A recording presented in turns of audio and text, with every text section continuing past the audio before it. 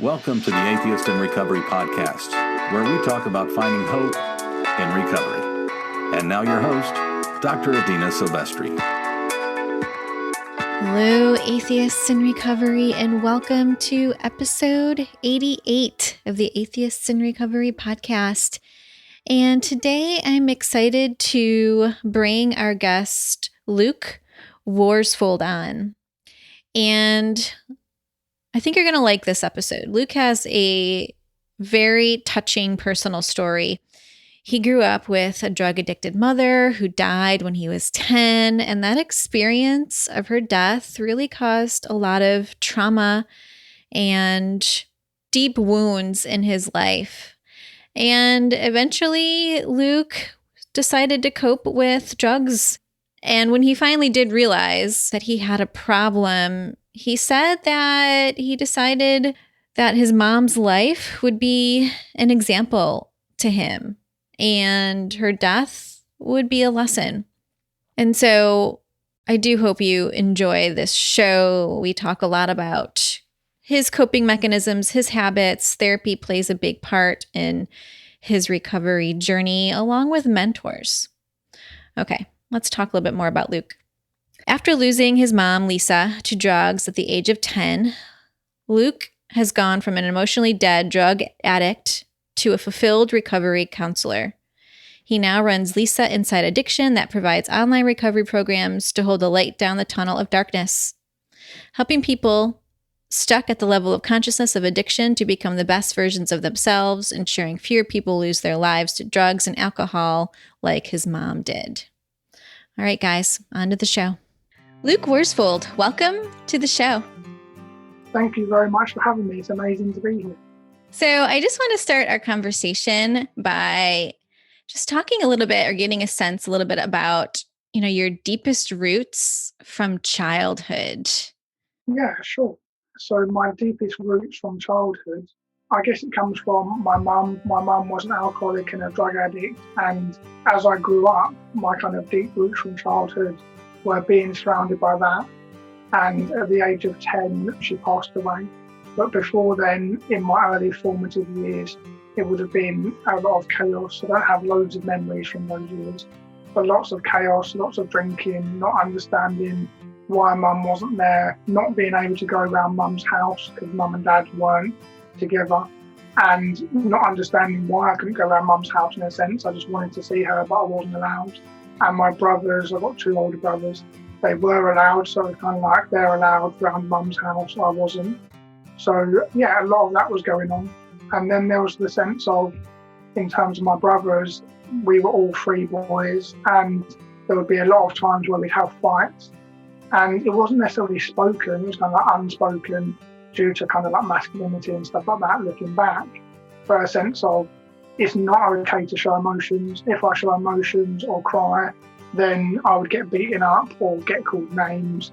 And if I sort of fought back or started fights oftentimes, then that would be okay. That would be a way for me to express my emotions.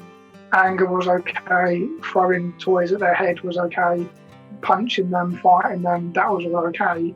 But actually showing my emotions like crying or talking about them, there wasn't really anyone to talk to them to. But that wasn't really kind of appropriate in a sense. And I just got that sense as I grew up. I sort of learned not to show my emotions and just sort of buried them deep inside.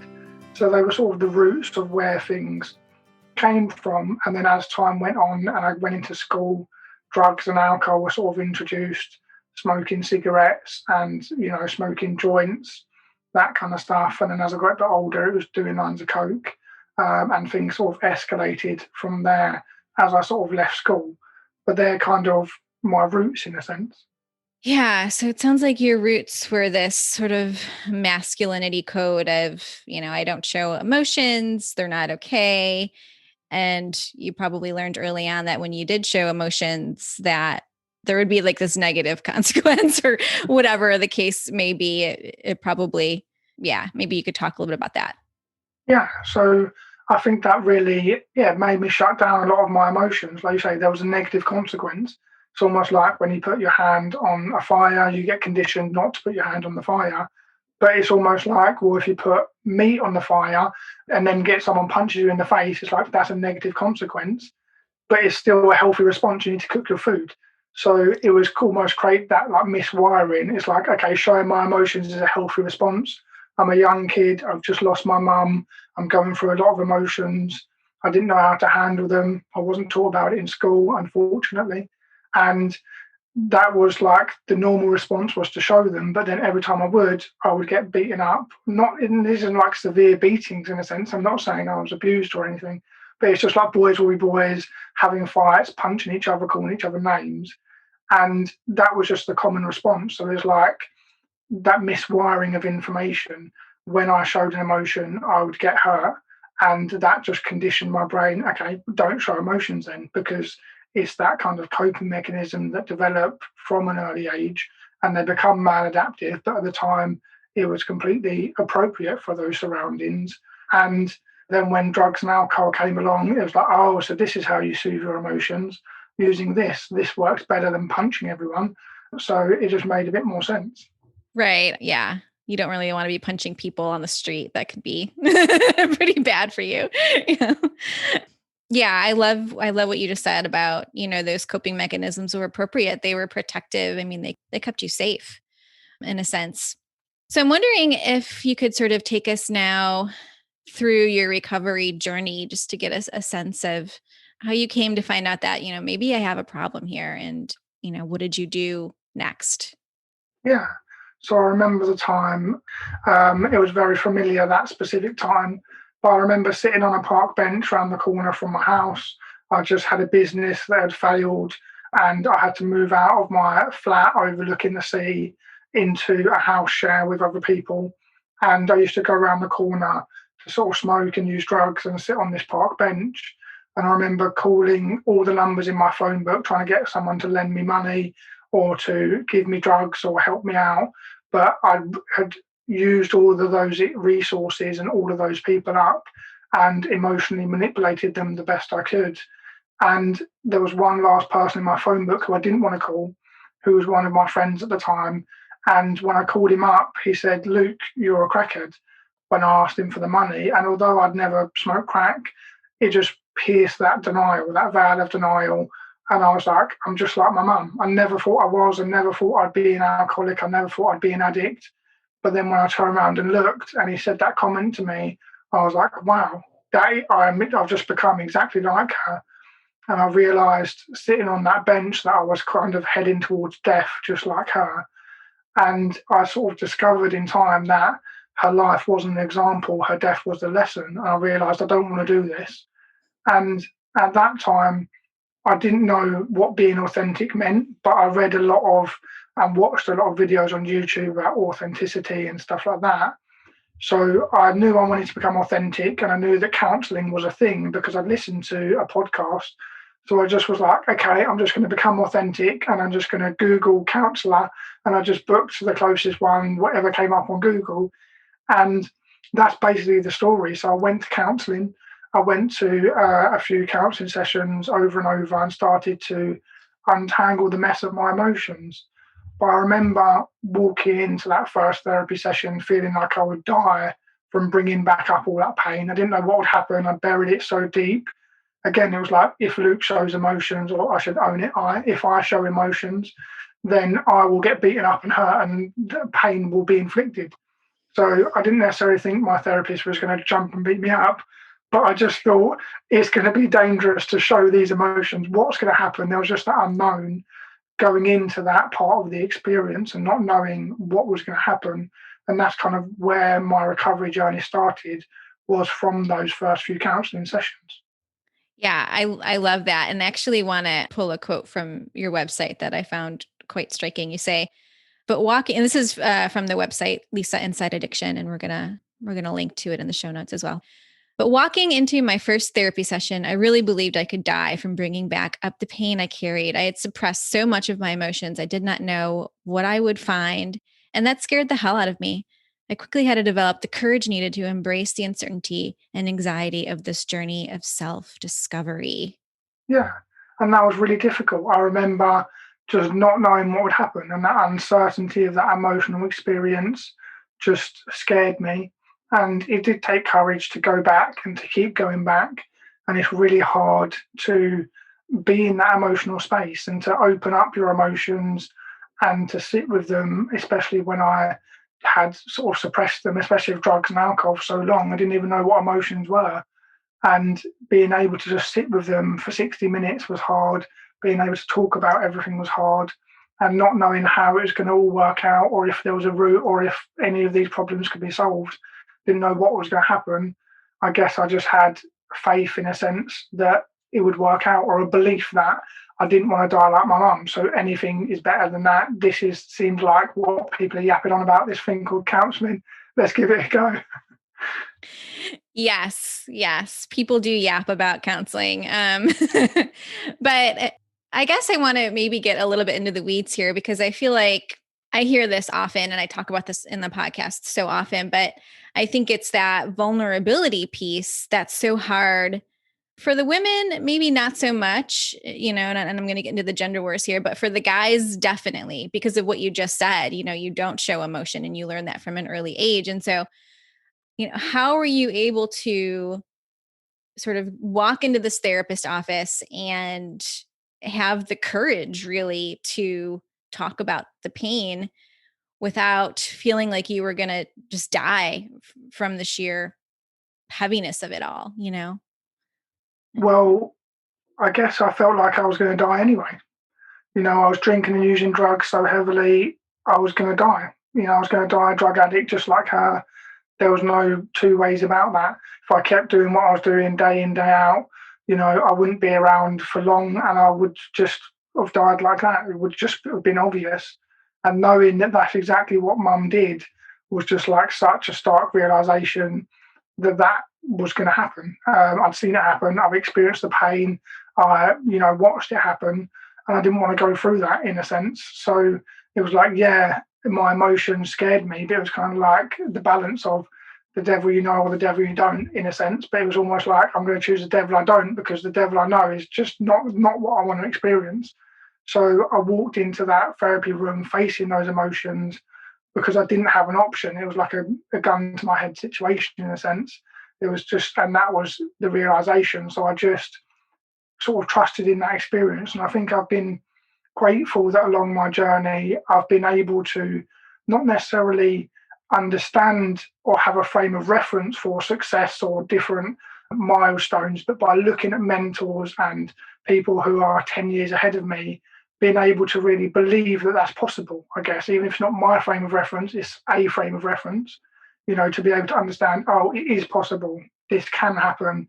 It's not just me that's going to therapy and solving all of these emotions. It has been done before. It's just now my turn to walk through that door.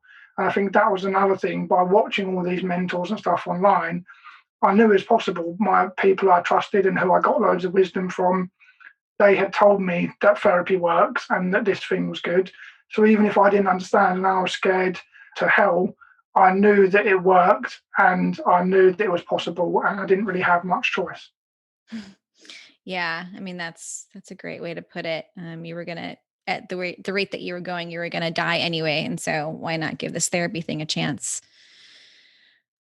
You mentioned mentors, and I want to know what you mean by mentors, and how do you think that they helped you in your recovery journey? And I've heard you speak before. I know that you're a big proponent of therapy, and you're a counselor yourself. And so, yeah, what was it about therapy that you think, the tools that you learned from your therapist, that you think were really helpful maybe? And what is this idea of mentors?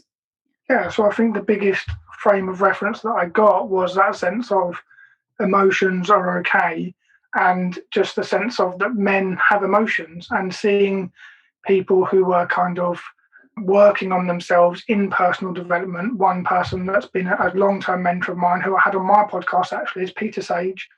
He showed me that psychology matters. You can pay attention to psychology. And even in his story, he spoke a lot about becoming a millionaire, and he'd driving his Lamborghini or his supercar home from the office, and he was so tired he fell asleep and he crashed at the wheel, and he was sitting by the side of the road with the car in crumples thinking, why? What am I doing here? I've got no love, I've got no connection, I've got a car people want to drive because they can't afford it. I've got all of this money and success, but I'm so unfulfilled and broken. So it was like, okay, I know it's possible to feel emotions. I know the direction that I think I want to go in is the wrong one, which is to be successful and rich. But I knew that emotions were important and psychology was important, and that you don't necessarily have to change the contents of life, but you can shift the context. And that's what therapy helped me do, is to shift that context and be able to sit with my emotions and really understand what all of this meant to me. It was just that area to really apply everything. And it was just that space just to understand what feelings were. And it was a very safe space, thinking of the space that wasn't safe with my brothers. Therapy turned out to be obviously the safest space, which we aim both of us to create with our clients, is that safe space. But it was so safe. I felt okay.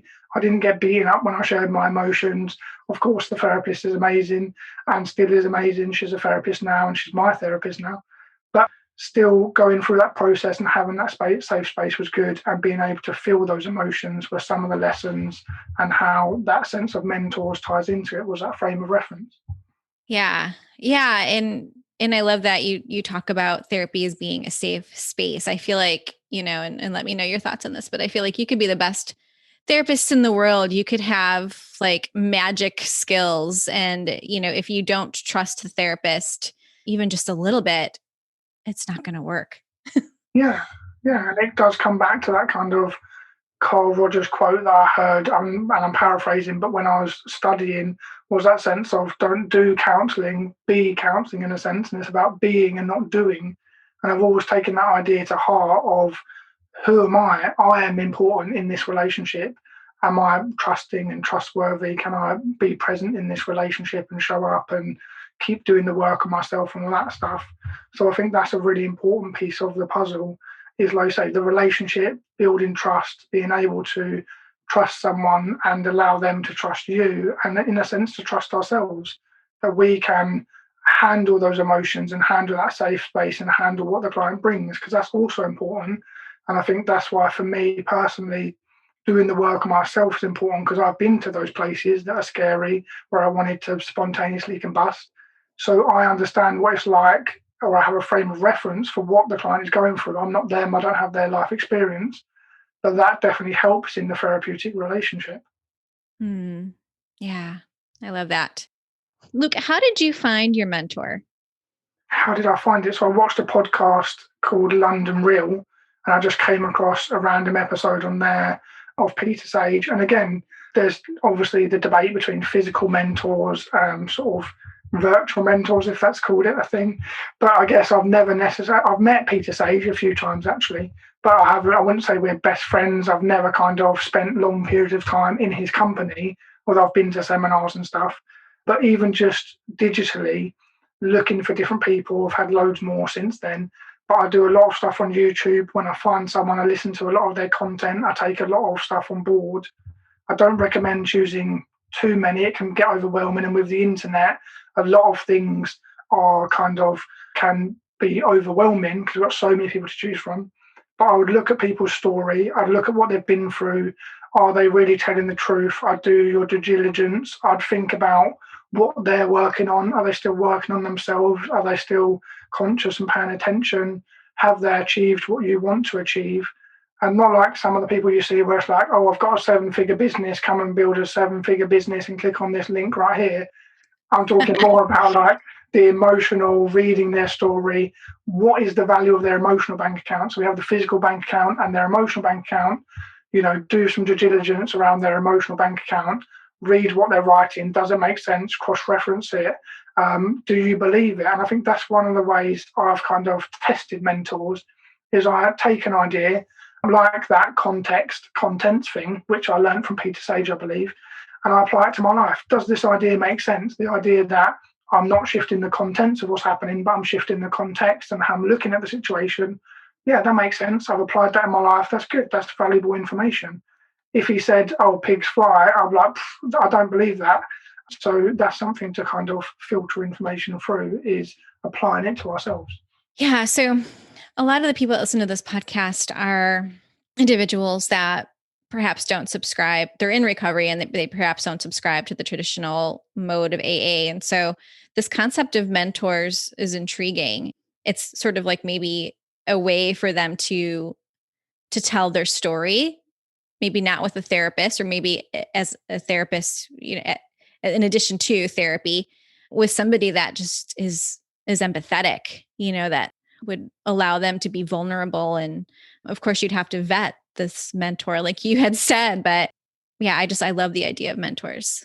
Yeah, and I think getting inspiration from the people around us is insanely valuable. And even the people listening to this podcast in the here and now, I'm sure are getting value from our conversation. And even little things like that are mentors, even people who you hear in recovery who have done it give you a frame of reference. You don't have to go on drinking and using, and it is possible. And that can be really important, to look up to people and to find people like that. It doesn't have to necessarily be, Eminem and Oprah Winfrey and big people like that. It could just be, it can be your kid or your child or someone, or your partner, or, someone who opened the door for an old lady in Sainsbury's. Whatever, it doesn't have to be the biggest thing to be a mentor. It's just about learning and having that different perspective. Yeah. I'm wondering if you could just talk a little bit maybe now about what parts do you feel of yourself are different now than back then? Where are you currently maybe in your journey? Yeah. So I'm still in therapy. I always get value from therapy, and I'm always still kind of growing and working on stuff. What's different now from back then? I guess one of the things that I think about often is, my ability to experience my emotions and just to be able to sit with them. And I think that's important. Before I drank and used drugs based on my feelings, I didn't feel them. I just suppressed them and blocked everything out. And now life isn't always amazing. There's coronaviruses and stuff that we just can't see coming. And it's not all sunshine and rainbows, but to be able to sit with those emotions and process them and have the healthy habits in place to be able to deal with that is what's important, to be able to sort of go with the flow of the river rather than, swimming upstream. That's the important thing.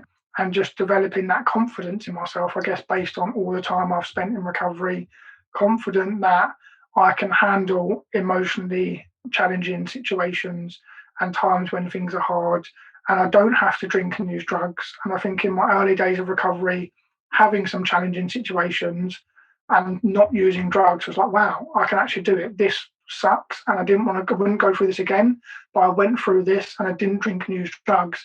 And, I patted myself on the back for that. And it gives me strength now, and that I can handle those emotional fluctuations on myself and use my healthy habits to sort of regulate my emotions. And that's what I guess has been sort of the biggest change. Luke, do you have any specific healthy habits that you could share? Yeah, so some of them are exercise is obviously one of the best ones. I like to ride my bike. That gives me, endorphins in the moment, gives me something to focus on, gets my lungs pumping, gets me outside when I'm stuck during a lockdown. So it has lots of benefits. Also, meditation. Meditation has been a foundational pillar to changing all of my behavior, which I think meditation is just the best thing ever. Mm-hmm. And then some other ones would be, journaling and counseling. I would consider a habit, something I do regularly.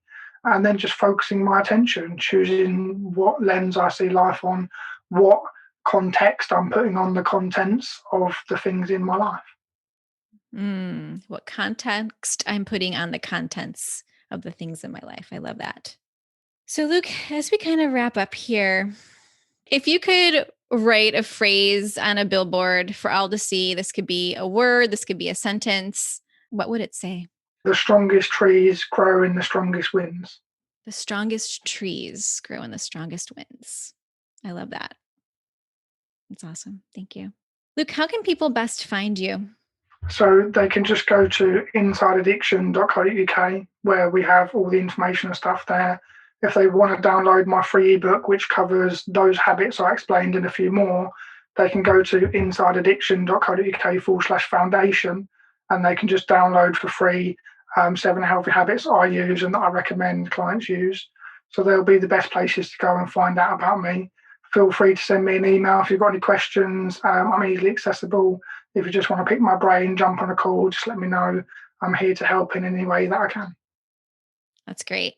Luke, thank you so much for taking the time out to have a chat with me today. No, thank you very much. It's been amazing. Thanks very much for having me on the podcast. Thank you for listening to the Atheists in Recovery podcast. For more great info and to stay up to date, head over to atheistsandrecovery.com.